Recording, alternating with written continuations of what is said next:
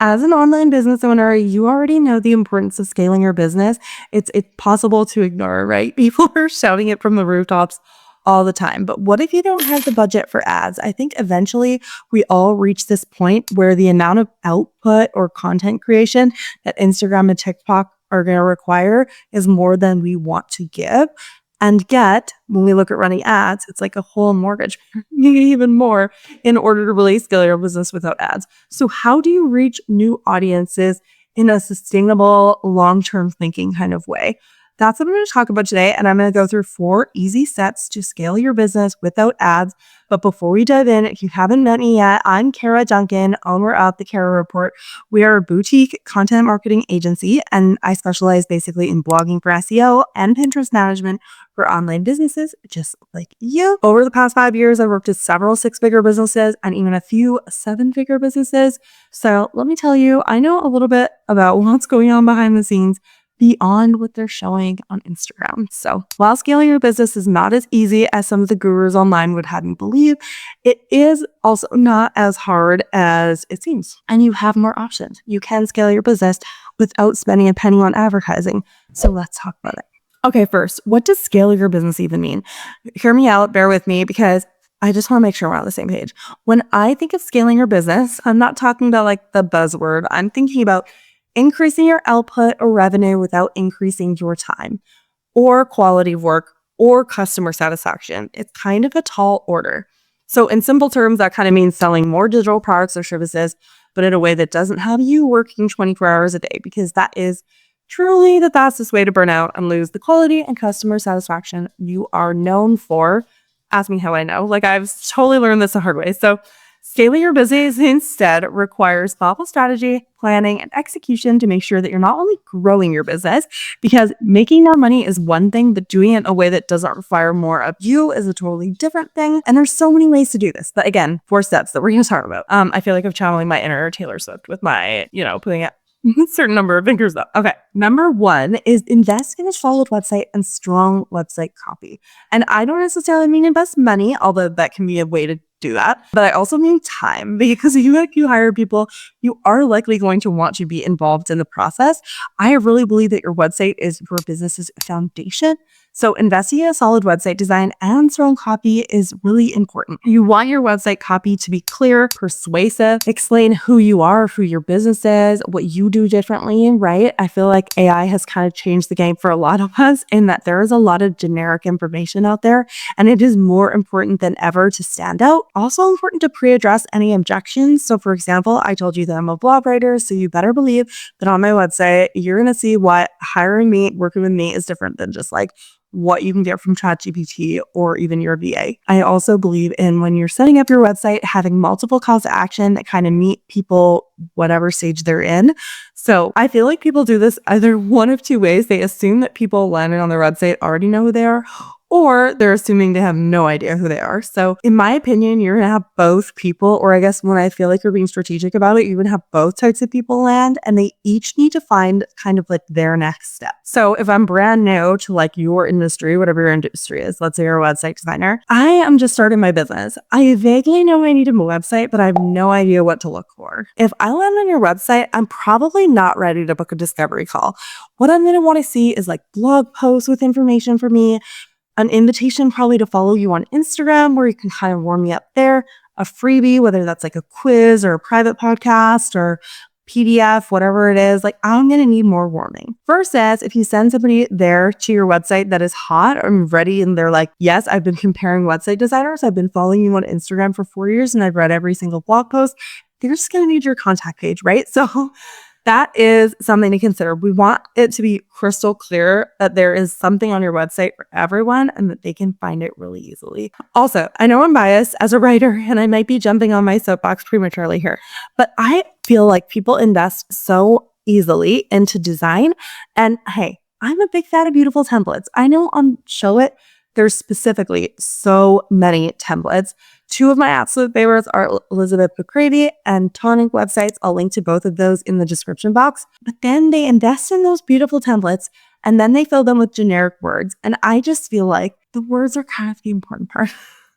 I know that that is biased maybe as a writer, but I just feel like design will only get you so far. I've heard before that design's job is kind of to attract people, but then the words are what get them to justify the purchase and actually take the next step. So keep that in mind. I feel like if you're looking to scale your business without ads, a solid, high converting website is often the first step. Number two, a focus on driving a search-based traffic to your website with Pinterest and blogging. You knew I was going to say this, and it's true. One of the best ways to drive traffic to your website is through search engine optimization, SEO.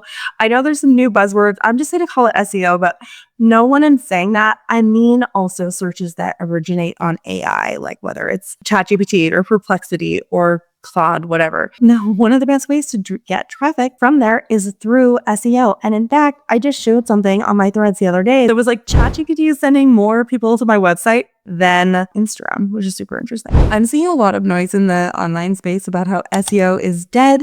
And yeah, in the age of AI, everyone's going to just be running ChatGPT, and what's the point of blogging anymore? I'm here to tell you, I'm not saying it will never happen, but the reality is human behavior tends to start with search, and people tend to want people answers for certain topics. And even if they don't want answers like information the same way, they do need a touch point to like enter your world and actually hire you. Because let's use website designing as the example through here. The ChatGPT isn't going to design their website, right? So I could go on a soapbox about that. And if you're interested, definitely send me a DM and I'm happy to chat about it more.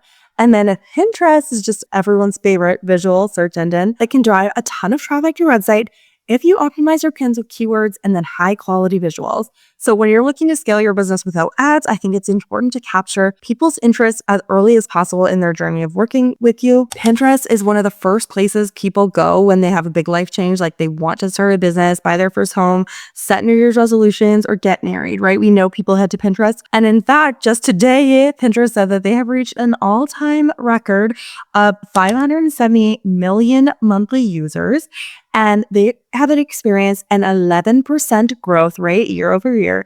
And I think when we hear 11%, we don't realize how huge that is. It is an extra 60 million people logging onto the platform every month. Like that is huge growth for an already established platform. And over half of their user base is Gen Z. So like I cannot stress this enough. Pinterest is not going anywhere. Okay. 3.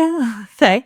So we've talked about 1, setting up your website, and 2, driving traffic to it. Number 3, which is going to seem similar, but it's actually different, and that is to create some sort of bingeable content on your blog, podcast channel, or YouTube. So to get people to your website from blogging is only the first step. Then you need to nurture them. Creating bingeable content is a great way to warm up your audience so they can head to your contact form, especially if your course, program, or service is a 4 or 5 figure investment. It's unrealistic to expect them to read a blog post and swipe their credit card, right?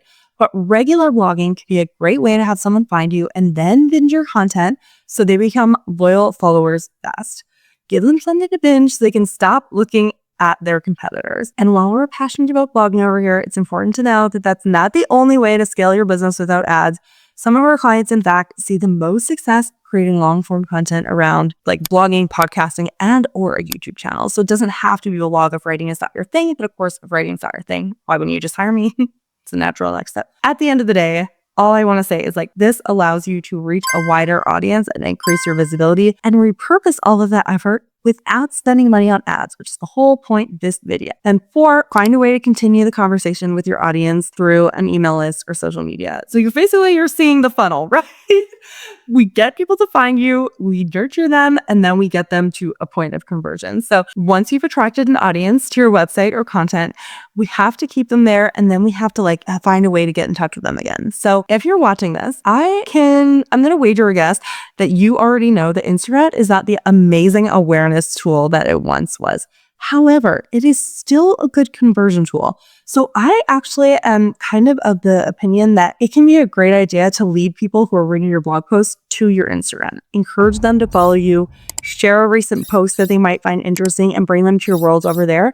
And that can be a great place for them to stay until they're ready to buy. I also think if you're active on email, send people there. It's really about knowing your strengths and like where you are good at getting people to buy and using the fact that we've gotten them almost there to the finish line. Okay. So that's it when it comes to scaling your business without ads. If you want to get more of your ideal clients, I would love to chat with you. We literally specialize in writing blog posts that are designed for like SEO and conversion, and then adding Pinterest to like fuel the fire. So if that's something you're interested in, I'd love to chat with you. Otherwise, make sure to like, subscribe, turn on notifications, do all the YouTube things because I drop videos every week.